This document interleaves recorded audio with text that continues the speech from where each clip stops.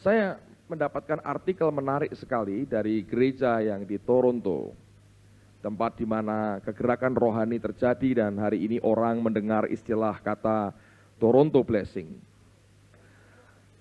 Dalam sebuah artikel yang ditulis oleh seorang hamba Tuhan, dia mengatakan begini, bahwa Allah itu bergerak dalam hidup kita itu dengan menggunakan cycle, suatu lingkaran tertentu. Dan dia mengatakan dasarnya dibagi dua. Yang pertama adalah yang namanya manifestasi Tuhan. Saat dimana Allah itu menyatakan dirinya. Lalu cycle berikutnya adalah ketika Tuhan itu menyembunyikan dirinya. Dan dia berkata dengan bagus sekali, hamba Allah ini menggambarkan dengan begitu simple. Dia berkata begini, pada waktu Allah itu menyatakan dirinya, dia menyegarkan kita, dia menguatkan kita, dia membaharui kita, kita mengalami pembaharuan, disegarkan lagi roh kita bersuka cita, kita mengalami renewal, pembaharuan oleh karena Tuhan. Tapi pada waktu Allah itu menyembunyikan dirinya, sebenarnya itu bagian yang sangat penting, yaitu ketika Allah itu membangun akan hidup kita. Nah, saya mau beritahu begini saudara. Bagian yang pertama ketika Allah itu menyatakan dirinya, itu bagian yang orang Kristen paling suka. Dengan semua renewal, kebangunan rohani, lawatan kuasa Allah, itu orang Kristen paling suka.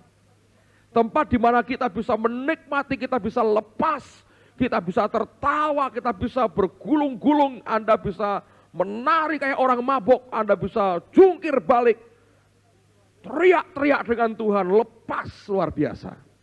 Kita menikmati akan kuasa Tuhan. Itu saat yang orang Kristen suka. Tapi ketika Tuhan itu bukan sepertinya, malah memang menyembunyikan dirinya. Ini bagian yang banyak anak Tuhan tidak pernah mau. Akibatnya tidak tahan, saudara.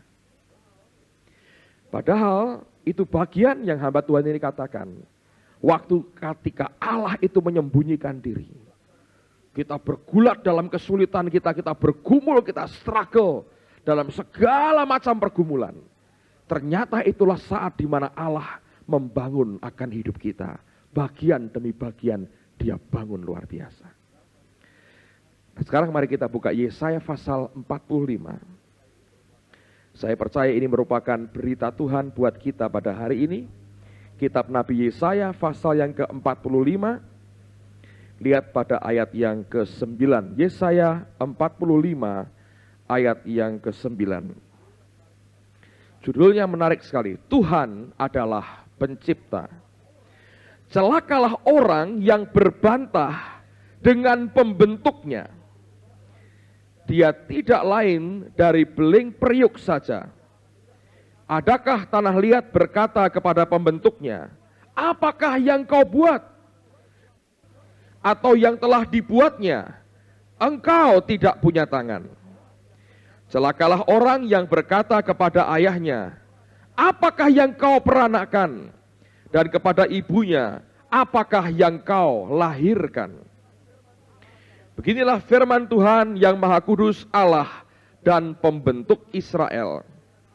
Kamukah yang mengajukan pertanyaan kepadaku mengenai anak-anakku? Atau memberi perintah kepadaku mengenai yang dibuat tanganku? Akulah yang menjadikan bumi dan yang menciptakan manusia di atasnya. Tangankulah yang membentangkan langit. Dan akulah yang memberi perintah kepada seluruh tentaranya. Akulah yang menggerakkan Koreshi untuk maksud penyelamatan. Dan aku akan meratakan segala jalannya. Dialah yang akan membangun kotaku. Dan yang akan melepaskan orang-orangku yang ada dalam pembuangan tanpa bayaran dan tanpa suap. Firman Tuhan semesta alam.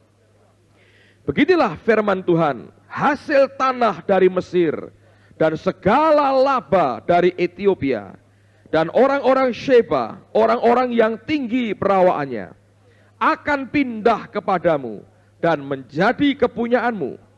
Mereka akan berjalan di belakangmu dengan dirantai. Mereka akan sujud kepadamu dan akan membujuk engkau, katanya, hanya di tengah-tengahmu ada Allah dan tidak ada yang lain. Di samping Dia tidak ada Allah. Lalu menarik sekali, setelah semua janji yang luar biasa itu, ayat yang ke-15, tiba-tiba Tuhan berkata begini, sungguh engkau Allah yang apa saudara? Menyembunyikan diri. Allah Israel, juru selamat. Tetapi tukang-tukang berhala harus mundur dengan penuh noda. Semuanya akan mendapat malu dan kena noda juga. Sedangkan Israel diselamatkan oleh Tuhan dengan keselamatan yang selama-lamanya. Kamu tidak akan mendapat malu dan tidak akan kena noda sampai selamanya dan seterusnya. Sebab beginilah firman Tuhan yang menciptakan langit, Dialah Allah yang membentuk bumi dan menjadikannya, dan yang menegakkannya, dan Ia menciptakannya bukan supaya kosong, tetapi Ia membentuknya untuk didiami. Akulah Tuhan dan tidak ada yang lain. Tidak pernah aku berkata dengan sembunyi atau di tempat bumi yang gelap. Tidak pernah aku menyuruh keturunan Yakub untuk mencari aku dengan apa? Sia-sia. Akulah Tuhan yang selalu berkata benar, selalu memberitakan apa yang lurus. Nah, saya mau ajak Anda melihat akan gambaran ini sebenarnya. Pada bagian-bagian awal Tuhan mau berkata bahwa engkau mengeluh dengan keluhan yang keliru. Engkau mengeluh kepada penciptamu. Engkau mengeluh dengan hasil karyaku, kata Tuhan. Lalu Dia berkata, inilah sebetulnya rencanaku. Aku akan memberkati engkau. Tapi kemudian tiba-tiba Dia berkata, bagaimana menuju kepada rencana Allah itu? Dia berkata, kamu harus mengerti, aku Allah yang menyembunyikan diri. Dan ujung-ujungnya Dia berkata, tidak pernah aku memerintahkan kepada Yakub untuk mencari aku dengan sia-sia. Dengan kata lain Dia berkata begini, pada waktu aku mengerjakan hidupmu, seringkali kau belum pernah bisa mengerti seperti apa kelak jadinya. Nah, ketika baru setengah jadi kau berkomentar begitu buruk tentang hasil karyaku. Padahal aku ini pencipta, engkau cuma ciptaan. Bagaimana engkau bisa komentar terhadap hasil pekerjaan tanganku? Lalu Dia berkata, baik, aku tunjukkan seperti apa kelak jadinya. Dia nyatakan kemuliaan Tuhan dan Dia berkata, ini yang akan engkau alami, anugerah berkat yang begitu luar biasa. Aku sediakan buat hidupmu. Tapi sebelum engkau komentar lebih jauh lagi, engkau harus mengerti, aku juga Allah yang menyembunyikan diri. Kalau aku bicara apa adanya, tanpa sembunyi. Tapi aku Allah yang menyembunyikan diri. Untuk itu engkau harus mencari aku, dan aku berkata tidak akan sia-sia. Pada waktu kita mau mencari Allah, saudara, Tuhan berjanji itu tidak akan sia-sia. Waktu engkau temukan Dia, engkau akan melihat bagaimana tangan Allah membentuk dan mengerjakan hidup kita. Ini yang hamba Tuhan tadi katakan, Dia sedang membangun akan hidup kita. Jangan pernah merasa bosan dengan yang namanya tekanan dalam hidup. Jangan pernah merasa popi dengan yang namanya kesulitan dan pergumulan. Jangan pernah merasa jemu dengan ketika kita bergulat dan sepertinya Allah menyembunyikan diri dan sepertinya Dia tidak ada. Kalau saudara terus mencari Dia, selama engkau mencari Dia itulah saat Tuhan membangun akan hidupmu. Nah, banyak orang Kristen yang kehilangan bagian yang terbaik ini. Nah, saya mau beritahu saudara, kalau saudara sepanjang tahun hidupmu kehilangan bagian yang baik waktu Allah membangun hidupmu, sekian tahun kemudian tiba-tiba engkau menjumpai hidupmu tidak terbangun sama sekali dan menyedihkannya luar biasa. Beberapa minggu yang lalu saya diundang melayani persekutuan para pendeta di sebuah kota. Saya ajak beberapa teman ikut dengan saya. Saya ceritakan ini bukan dengan tujuan menghina orang, saudara. Tapi saya hanya mau beritahu saudara betapa mengerikannya kalau hidup kita tidak kita izinkan dibangun oleh Tuhan. Kelak usia kita secara manusia sudah makin tua, tapi roh tidak pernah makin cerdas. Nah, saya mengisi 2 session pada waktu itu, saya pembicara tunggal. Cukup jauh dari Semarang, kami berangkat pagi-pagi sekali. Datang tepat waktu, saya diminta menyampaikan firman. Yang kumpul kira-kira mungkin ada sekitar 50-60 pendeta di daerah itu. Mereka kumpul di sebuah gereja kecil, penuh dan panas sekali.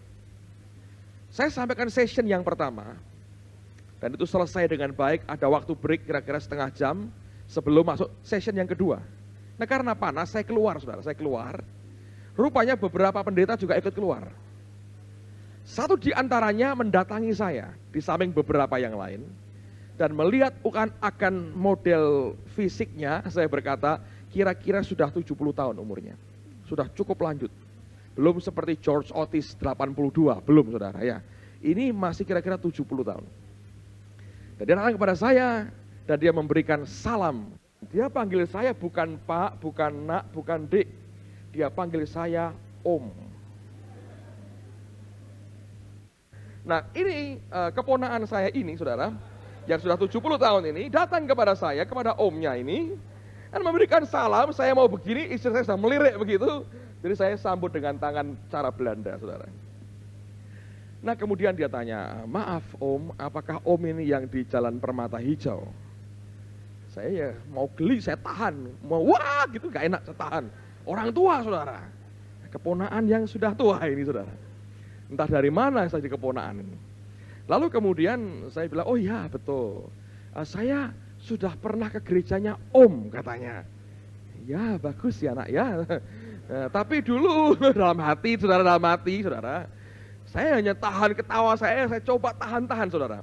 Dan dia berkata, dulu tapi masih belum selesai Om. Itu masih ada tenda di sini, Anda masih ingat dulu cerita kita. Masih ada tenda, kemahnya Musa masih di dalam kita ini ya. Dia cerita macam-macam. Nah, saya daripada dia om terus, gantian saya tanya dengan dia. Tak panggil Pak, saudara. Mau panggil Nak kok kurang enak rasanya. Bapak ini dari mana? Oh, saya kira-kira 30 kilo dari tempat ini pelayanannya. Terus ada gereja di sana. Iya Om, kami ada gereja katanya. Tapi belum punya gedung sendiri. Oh, tapi kita pernah mau coba bangun 4 tahun lalu. Lalu dia cerita, 4 tahun lalu kami sebetulnya mau bangun. Tapi dia berkata gini, ini ada perkembangan baik Om katanya. Itu sekarang tetangga-tetangga sebagian mendorong saya untuk meneruskan pembangunan. Dan mereka berkata kalau ada yang gak setuju kami yang menghadapi. Jadi warga sendiri sudah mulai simpati. Dan dia berkata, ya ini perkembangan baik, tolong didoakan. Terus saya tanya begini, Bapak rencananya apa dengan pembangunan itu? Saya tanya begitu. Terus dia berkata, ya begini Om katanya. Tahap pertama, saya mau melunasi dulu utang kami dengan bank. Dulu kami bangun gereja itu utang bank. Tapi karena macet, uangnya kepake untuk yang lain, habis. Sekarang kami akan ngangsur dulu. Nanti kalau sudah lunas Om, dia berkata, kami akan utang bank lagi untuk bangun. Waktu saya dengar itu, saudara, Anda tahu kan background kita, kesulitan dengan keuangan dan sebagainya. Jadi waktu saya dengar itu, seperti kecekik leher saya. Mau ngomong gak bisa. Dalam hati saya teriak, saya berkata, Om ini sudah ngalami, saya berkata gitu. Tapi gak bisa ngomong, saudara. Mau ketawa, jengkel, frustrasi. Saya tahu ini keliru besar. Dalam hati saya bilang, Om ini sudah ngalami nak, jangan ikut-ikut Om, utang kayak begitu. Susah loh, Om ini sudah ngalami. Tante juga ikut susah katanya. Aduh, saya bilang. Saya pulang ini, geleng-geleng kepala saya berkata, Tuhan ini gimana ini? 70 tahun. Saya mau ngomong dengan dia, saya mulai dari mana sebetulnya? Tapi gak bisa ngomong, saya bingung, saya mulai dari mana? Saya ngajar session, berapa session saya mesti bicara dengan dia. Bayangin fondasinya untuk membayar fondasi utang 4 tahun lalu belum selesai. Masih belum kapok. Dan berkata nanti kalau ini selesai, kami mau pinjam bank lagi, kami mau untuk membangun gedung itu. Nah ketika saya pulang, saya renungkan beberapa saat akan apa yang saya dengar hari itu. Sedih sekali saudara. Usia tidak menentukan apakah Anda cerdas di depan Tuhan atau tidak sebenarnya. Hanya kalau kita mengizinkan Tuhan yang pada waktu itu menyembunyikan diri, tapi membangun kita lewat segala macam pengalaman dan pergumulan hidup. Saudara jadi orang yang cerdas rohnya. Segala sesuatu yang terjadi, belajar dianalisa dengan rohmu saudara. Ini sebetulnya apa? Kenapa bisa seperti ini? Saudara, saya belajar begini. Izinkan Tuhan itu membentuk hidupmu.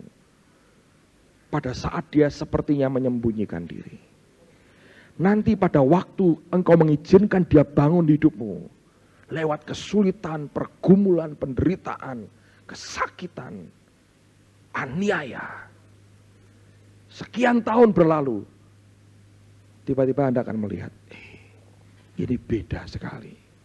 Sesuatu dibangun dengan kuat. Saya sering kali berkata, beberapa kali saya sampaikan dalam kebaktian seperti ini. Bagian terbaik dari perjalanan sejarah gereja ini, saya berkata, sudah saya habiskan semua. Waktu masa-masa awal kami menderita. Saudara nikmati sesuatu yang, kehilangan sesuatu yang terbaik. Sekarang semua serba limpah. Tapi bagian susahnya, bagian waktu melaratnya, sudah saya makan semua habis. Saya beritahu saudara, hari ini saya berkata, saya tidak nyesal melewati semua itu. Saya berkata, wah rupanya itu luar biasa. Saya senang ketika Allah memanifestasikan dirinya.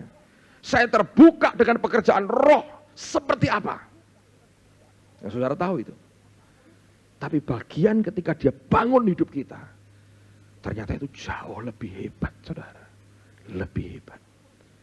Sebab ketika itu terbangun dengan kokoh, tiba-tiba engkau bergerak dalam hidupmu, dalam kekuatan Tuhan yang luar biasa. Saya tidak tahu akan pergumulan saudara semua. Tapi saya katakan, ketika Allah mulai berkata, kenapa engkau mengkritik akan hasil pekerjaan tanganku atas hidupmu. Aku menyiapkan engkau untuk sesuatu yang luar biasa. Tapi sebelum tercapai, engkau harus tahu, aku Tuhan yang menyembunyikan diri. Untuk itu engkau harus cari aku. Dan dia berkata, tidak pernah aku menyuruh keturunan Yakub mencari aku dengan apa? Sia-sia. Tidak bakal sia-sia. Dan ini yang penting. Waktu kita mengalami pergumulan, struggle, perjuangan, babak belur, kita bukan belajar bagaimana untuk survive. Tapi belajar mengenal akan hati Tuhan. Belajar mengerti cara kerja Tuhan seperti apa. Belajar melihat hatinya seperti apa. Pola pikirnya seperti apa. Lalu kita mencoba bergulat dengan pertolongan roh Tuhan. Cari apa yang sebenarnya Tuhan mau dalam hidup kita. Saya gambarkan hidup kita ini seperti orang yang sedang membuka akan kulit durian. Anda tahu durian? Anda dengan paksa Anda buka, Anda kerja keras. Tapi kalau orang yang ahli, dia akan tahu bahwa di durian itu ada garis-garisnya. Anda lihat ya, penggemar durian Anda mesti tahu ini. Itu ada garis-garis di kulitnya. Itulah tempat yang disediakan untuk kita buka. Itu berduri. Salah sedikit darah keluar dari tangan kita. Tapi kalau Anda tahu, ketika pisau itu mau dihujamkan dibuka, saudara, di situ tempatnya. Kalau terbuka sedikit, nggak perlu tangan, kaki main, saudaraku, lalu terbuka dan kita nikmati duriannya, plus rasa sandal sedikit, saudara. Tapi itu hidup seperti itu. Sesuatu yang berat, Tapi di dalamnya pasti itu ada garisnya, saudara. Dan itu garis untuk membuka dan menikmati isi di dalamnya. Coba renungkan hidupmu sebentar hari ini, saudara. Bisa nggak lihat garis itu dalam hidupmu? Tersembunyi di antara duri-durinya. Tapi itu ada. Faktanya itu ada. Kalau engkau temukan itu, alat yang di tanganmu akan mampu membuka dan menikmati isinya. Allah memang seringkali menyembunyikan diri. Ketika dia menyembunyikan diri, sungguh-sungguh sebetulnya dia bukan total hilang. Nah, hamba Tuhan ini berkata begini. Ini seperti seorang ayah yang main dengan anak umur 2 tahun. Ya, si anak lari di sini, bapaknya sembunyi begini, saudara. Seperti apa ya? Landak atau apa gitu ya. Cuman disembunyikan mukanya, badannya kelihatan. Jadi Allah itu cuman begini. Kita bilang, kan ketahuan, ya memang biar ketahuan kok. Supaya dicari kok. Karena dia itu pribadi yang mau diingini. Lihat ketika 2 orang dengan Yesus jalan menuju ke Emmaus. Yesus seakan-akan hendak pergi. Seakan-akan. Jadi bentuk luarnya memang mau pergi. Udah ya. Waktu mereka mendesak, dia bilang, nah ini yang aku tunggu. Dia masuk dan dia nyatakan dirinya. Hal yang sama berlaku dalam hidupmu. Nah, saya mau beritahu saudara, tidak bisa ini hanya difahami lewat khotbah semacam ini. Saya hanya sampaikan, sambil saya berdoa, saudara ngalami dengan Tuhan. Waktu engkau ngalami dengan Allah, Anda akan lihat itu. Oh, faktanya seperti ini. Engkau biarkan itu tumbuh. Saya beritahu, hidupmu berbeda, saudara. Amen, saudara. Pergumulan, kesulitan itu memurnikan kita. Dan ketika kemurnian dicapai dalam batin kita, Anda hidup dalam anugerah kejujuran di hadapannya. Sekarang mari kita buka dalam surah Amsal, Maaf, kita akan lihat dulu Mazmur pasal 25. Mazmur pasal 25. Ayat yang ke-21.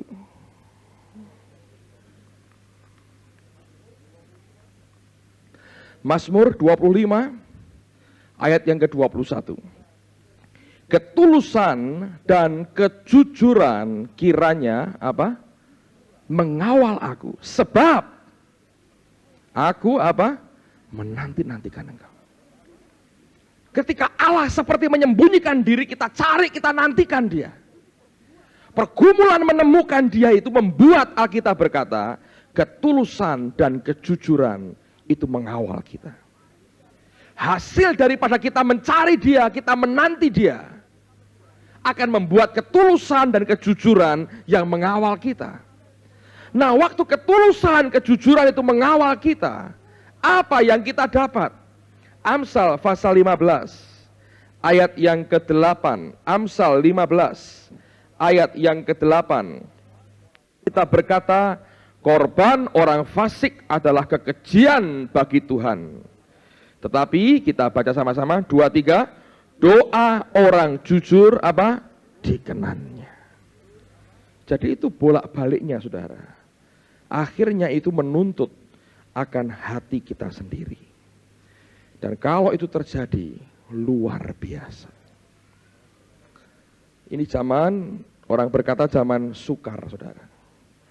Tapi saya mau berkata, Allah cari orang-orang yang punya hati semacam ini. Yesaya pasal yang pertama. Kitab Nabi Yesaya pasal yang pertama.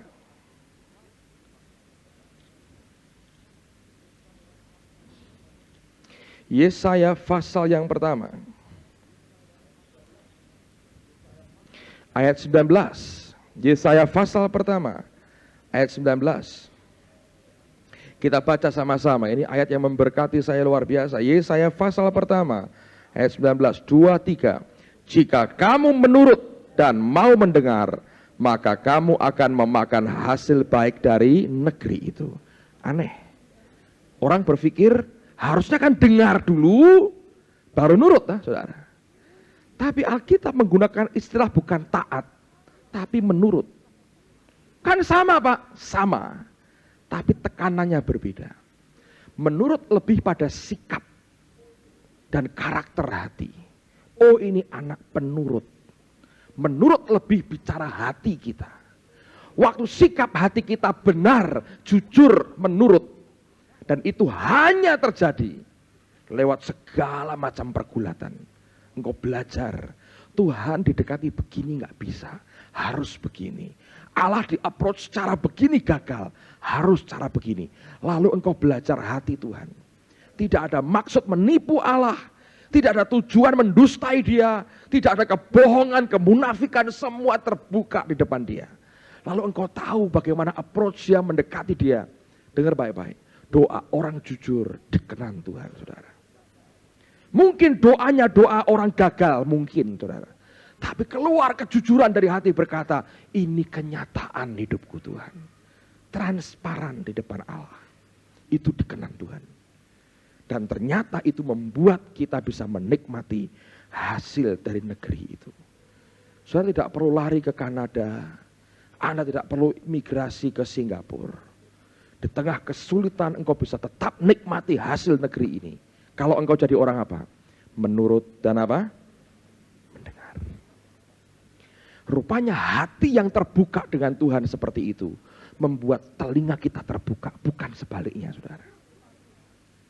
Waktu kita jujur di depan Tuhan, waktu kita terbuka dibangun Allah sebegitu rupa, itu membuat tajam telinga kita.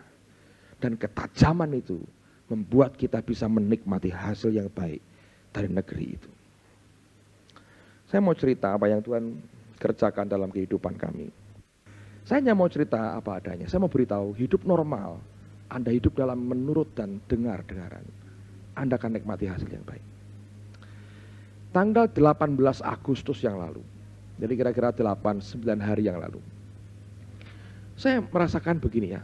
Pada waktu itu sudah ada Bill Wilson, Larry Lee datang, banyak tamu di Semarang.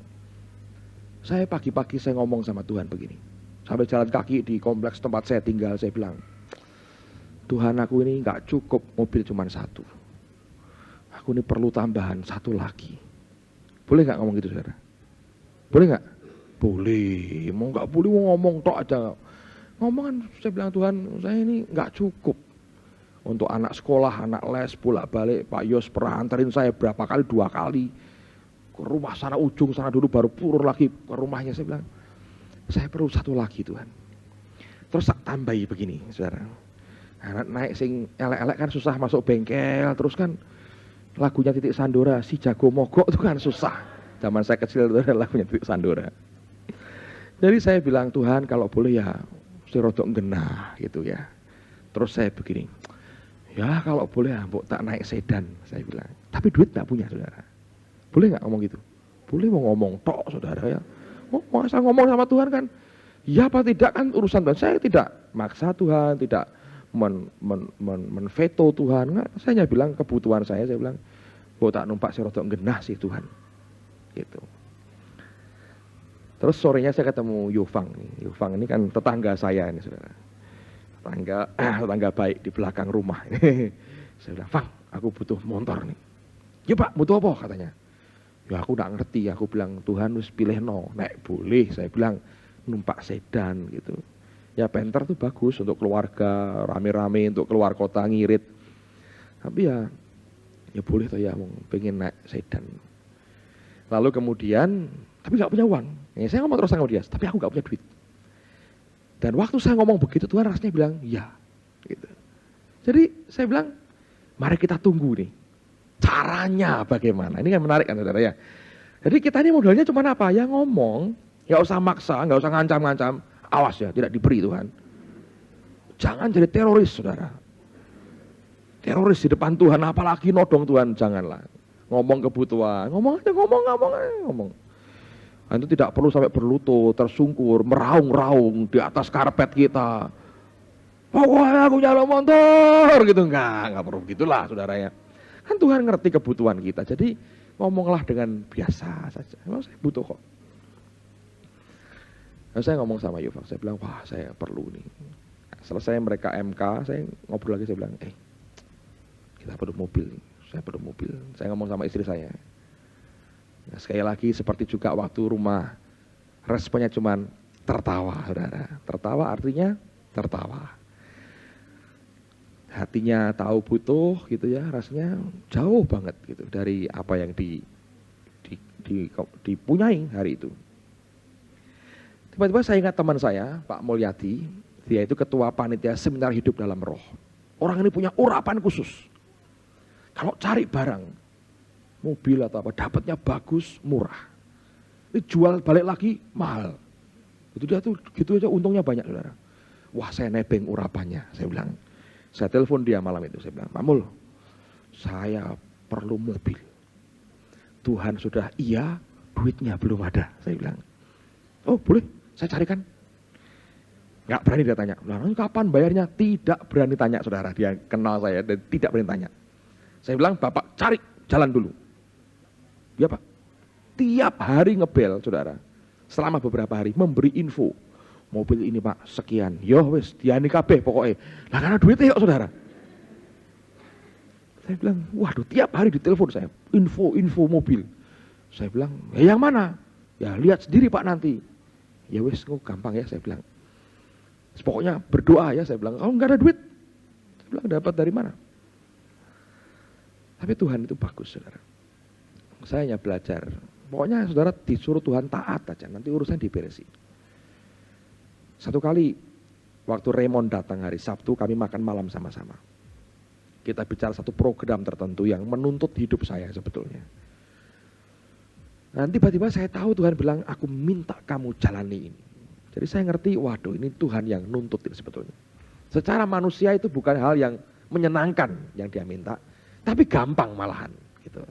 Hal yang gampang tapi gak menyenangkan karena beda dengan karakter yang apa yang biasa saya kerjakan.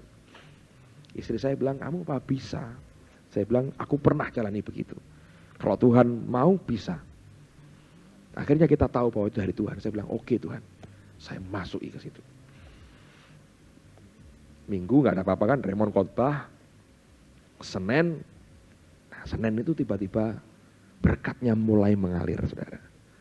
Saya bilang, wah ini sudah awan sebesar telapak tangan ini. Masih belum cukup untuk apa-apa. Tapi saya bilang, ini awan sebesar telapak tangan. Saya diam aja, waktu kemarin saya ke Jakarta. Ke Jakarta, pertama ingin persekutuan, terakhir dengan panitia itu. Karena kami minggu depan terakhir, jadi saya mau kumpulkan mereka, kita bereskan semua keuangan apapun untuk diserahkan kepada nanti timnya Pak Yusak yang meneruskan seminar. Saya perlu datang. Saya barengin George Otis ke Jakarta. Terus saya antarkan ke Terminal 2 dengan Pak Mulyadi, ini kami cari mobil. Lihat-lihat, saya bilang, Pak Mul, ini duitku belum ada loh, masih sedikit. Gak apa-apa Pak, kita lihat dulu. Oh, dia lebih beriman dari saya. Saya bilang, ayo lihat pokoknya. Inilah modal dengkul kaya raya, saudaraku. Tidak punya uang, jalan. Cuman satu yang saya pegang. Dia bilang, iya kok. Saya gak punya duit. Satu siang itu waktu lagi lihat mobil Ford, saudara. Wih, Ford gede. Tapi ini barang second ya, minta 90 juta. Saya bilang, yes Ben, minta berapapun boleh toh. Minta saya bilang. Tapi ini saya nggak terlalu demen lah, terlalu banyak macam-macamnya, saya bilang. Tiba-tiba ada telepon. Saya diberitahu informasi dan kemudian macam-macam. Siang itu berkat masuk luar biasa. Saya kaget sekali. Saya bilang sama Pak Mul, masuk lagi nih. Dari sekian.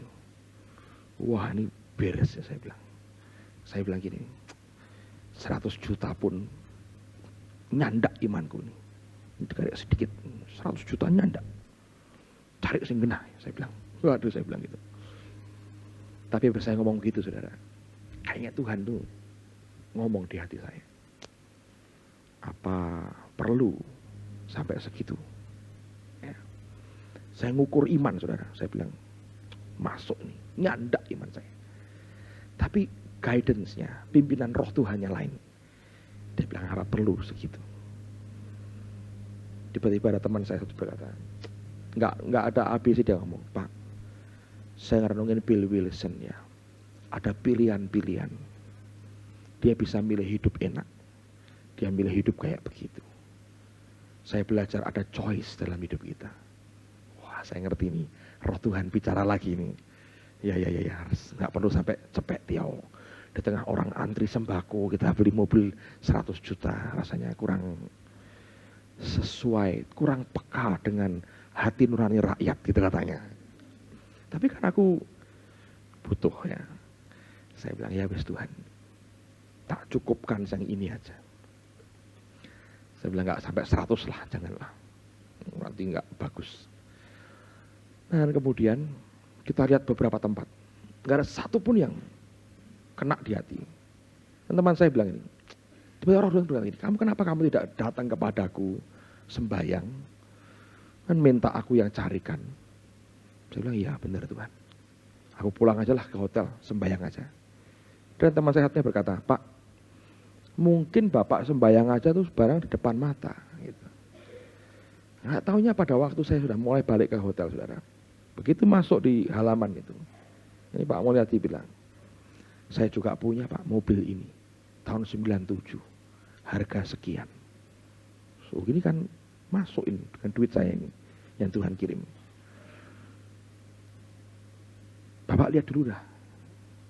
Sorenya saya ke rumah dia. Saya bilang, memang mau dijual? Boleh katanya. Waktu saya lihat barangnya, saudara. Mungkin beberapa ada seleranya nggak sama dengan saya, tapi saya lihat barangnya bagus sekali. Inilah, udah ini aja lah saya ambil. Nah, di mana Pak barangnya? Masih di Jakarta, saudara. Mau dimasukkan salon mobil dulu, mau ditambahi equalizer, tambahi macam-macam. Dia bilang, aku beli sekian, sudahlah aku rugi sama Bapak lah. Tak kirim sampai Semarang. Masih bagus. Kilometer masih 16.000 lah. Lumayan lah Pak Chandra ya. 16.000. Nggak sampai 100, nggak sampai. Ya kurang, jauh di bawah itu. Tapi terjadi. Jadi saya hitung, kemarin saya dapatnya kan. Kemarin tanggal 26. Jadi hanya butuh berapa hari? 8 hari ya. 8 hari. Sembahyang ngomong tanya, jaluk cuman sekali. Bisa nggak? Lu nyatanya bisa. Oh itu kan agung pendeta. Berapa banyak pendeta saya bilang. Bukan soal jabatan kok saudara. Bukan. Tapi soal kalau Anda bisa lihat garis di durian itu loh saudara. Saudara gampang sekali masuk. Jujur saya bilang pada saudara. Saya ngomong sama istri saya. Imanku ini bilang, cepet ya sanggup aku. Duitnya belum ada. Tapi di sini saya bilang, bisa lah. 100 juta bisa lah saya bilang. Tapi ada choice. Yang pertanyaannya, apa perlu sampai segitu? Barangnya masih bagus. Kalau datang jangan dipegang, jangan ditumpangi tangan saudara. Ini Anda bisa ngeblak. Nah saya mau berkata pada saudara, bisa. Bisa nggak saudara? Bisa. Sederhana sebenarnya. Seperti nggak masuk akal ya. Tapi harus masuk akal saudara. Oh sudah terjadi yuk. Saya nggak tahu Anda berpikir apa ya. Sebagian berkata, saya enggak lah. Ingat omongan Bill Wilson, keluar dari kotak itu. Anda jangan buat frame terlalu kecil dengan hidupmu sendiri. Dia Allah yang tidak terbatas. Amen, saudara. Bisa percaya nggak dengan Allah seperti itu? Saya yakin Tuhan izinkan saya nikmati itu supaya membuka cara berpikir semua kita. Kalau dia mau, bisa. Ada tanya, Bapak berdoa puasa? Tidak, malah banyak makan terakhir ini. Banyak tamu. Karena ada sampai rindu makan nasi sama telur goreng aja saudara. Karena banyak tamu harus terpaksa namanya. Apakah Bapak doa, teriak-teriak? Waduh, Tuhan malah takut. Gembur-gembur malah rak karuan gitu. Gitu. Dia bilang kalau sembahyang itu tidak usah orang lain dengar. Masuk kamar kunci, pikir tidur. Enggak. penjagaku tidak pernah terlelap dan tidak pernah tertidur. Jangan dikageti saudara, dan tidak akan terkejut saudara. Tapi kita akan selalu berpikir begitu. Bukan karena usaha keras kita. Nah, itu hanya semata-mata Anda tahu hatinya, cara berpikirnya begini, pribadinya begini. Nangkep itunya aja. Itu garis tiduran itu loh saudara. Tangkap itunya, gampang. Tanpa berkeringat kok sebetulnya. Caranya, detailnya bisa aneh-aneh. Bisa macam-macam. Ada yang bilang, wah nek ngedol susah pak motor itu. Saya selalu punya mobil, tidak pernah susah jualnya. Ini Panther saya ini mau dioyok banyak orang katanya. Ada berkat di dalamnya. Ada urapan dan ada kroposnya di dalamnya. Saya beritahu saudara, karena robnya sini. Saya bilang enggak. Dia beri persis bagus sekali. Rasanya rodok mantesi itu dipakai. Saya mau beritahu saudara, itu fakta loh. 8 hari lalu tanya Yufang, saya bilang, saya nggak punya duit. Saya bilang. Tadi sore saya baru telepon dia. Saya bilang, Fang aku untuk motor. Saya bilang gitu. Saya bilang, nggak ada uangnya, nggak ada. Nggak ada orang bilang, nanti aku tak kayak duit, gue cari om mobil. Nggak ada orang ngomong gitu. Saya yang tahu, tiba-tiba saya bilang, waduh nggak bisa lagi. Ya saya ngomong, kalau boleh Tuhan, saya ngarani yang begini. Ya boleh itu. Iman saya bilang, ini kan iman itu kan punya ini ya, punya ukuran lah, punya ukuran iman masing-masing, kapasitas iman. Saya bilang bisa nih aku beli 100 juta.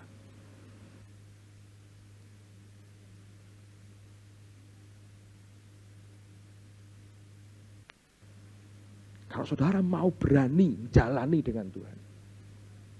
Saya masih ingat beberapa kira-kira tahun 80-an awal. Pak Daniel Alexander, setelah sekian tahun full time, satu hari dia daftar kuliah. Orang bingung. Loh ini orang gak mau full time, mau kuliah. Dia bilang, aku disuruh Tuhan, daftar kuliah. Dia tes, diterima saudara. Orang bingung, wah geger semua. Daniel Alexander mau kuliah lagi. Tidak mau khotbah lagi. Menjelang akhirnya mau pendaftaran ulang untuk bayar. Tuhan bilang, tidak perlu. Bingung kan saudara? Lalu Tuhan, aku daftar, diterima. Waktu mau bayar dia bilang, tidak usah, nggak jadi. Kok bisa begitu? Tuhan berkata, aku hanya mau tunjukkan kepada anak-anakku. Kamu sudah sekian tahun tidak sekolah. Daftar, karena engkau taat kepadaku, terbuka lagi. Nah, ternyata tahun itu, banyak yang gagal masuk perguruan tinggi negeri, saudara. Tuhan berkata, ini loh pakai caraku, bukan caramu. Aku mau beri pengharapan kepada mereka. Ini loh bisa. Daftar, tes, lulus. Waktu mau bayar, saya bilang, gak usah. Permainan drama selesai. Cuma gue contoh. Nah saya ini bukan gue contoh, mau beli gak jadi saudara. Bisa. Jangan kalau dengar begini, oh itu kan Anda, bukan saya. Memang betul, ini saya bukan Anda. Tapi kita nyembah Allah yang sama. Dan firman ini hukum, saudara. Berlaku untuk semua orang. Hanya masalahnya mau ngelakoni Tuhan, jalani dengan Tuhan tidak. Itu yang saya mau sampaikan buat saudara. Anugerah Allah dicurahkan luar biasa di tengah-tengah kita. Amen, saudaraku. Jalani firman Tuhan. Yang terakhir, buka Amsal lagi.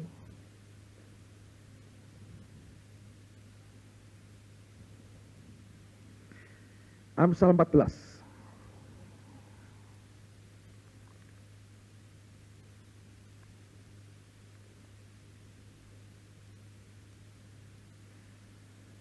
Ayat yang ke-11.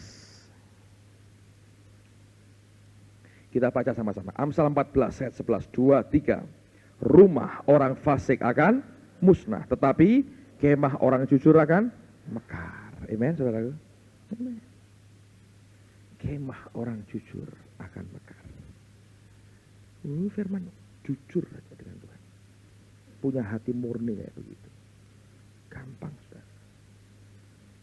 Apa yang saya sampaikan ini bukan ngeci, saudara, ngiming-ngiming, hati saya nggak begitu. Sungguh-sungguh saya berkata, saya cuma beritahu saudara, bisa.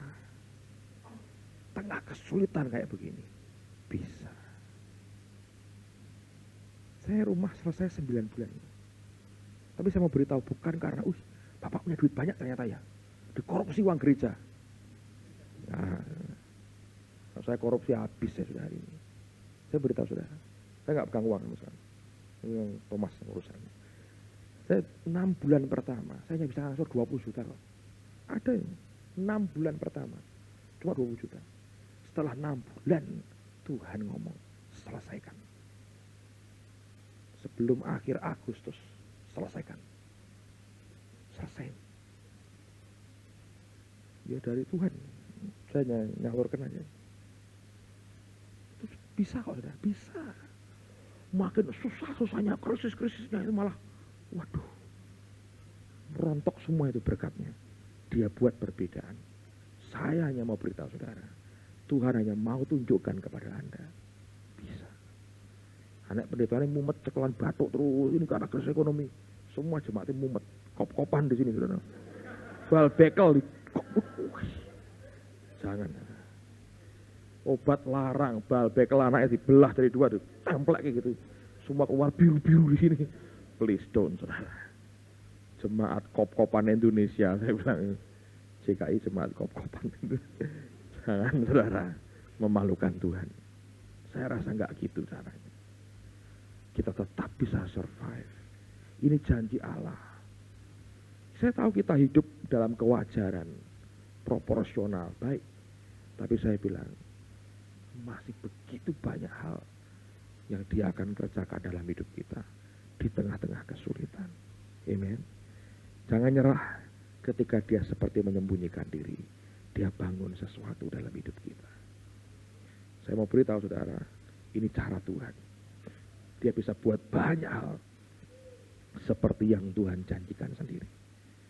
Kemah orang jujur akan apa? Mekar. Mekar. Ini kalau mekar, mekar. Kemah orang jujur mekar. Saya baca ini, saya bilang, wah saya coret. Kemah orang jujur mekar. Amen, saudaraku. Duduk kanan kepala. Tutup Alkitab saudara. Datang kepada Tuhan hari ini. Tuhan ampuni seringkali kami mengeluh ketika tangan-Mu mengerjakan hidup kami. Kami menggerutu, kami mengkritik Tuhan dengan cara Tuhan bekerja dalam hidup kami. Tapi hari ini kami berkata, biar Engkau terus bangun hidup kami Tuhan. Engkau bangun hidup kami.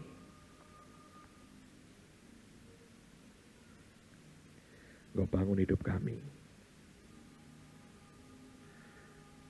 Di tempat Anda masing-masing, saudara, sini saya ingin berdoa buat saudara. Anda yang sedang kesulitan dalam ekonomi atau pergumulan yang lain.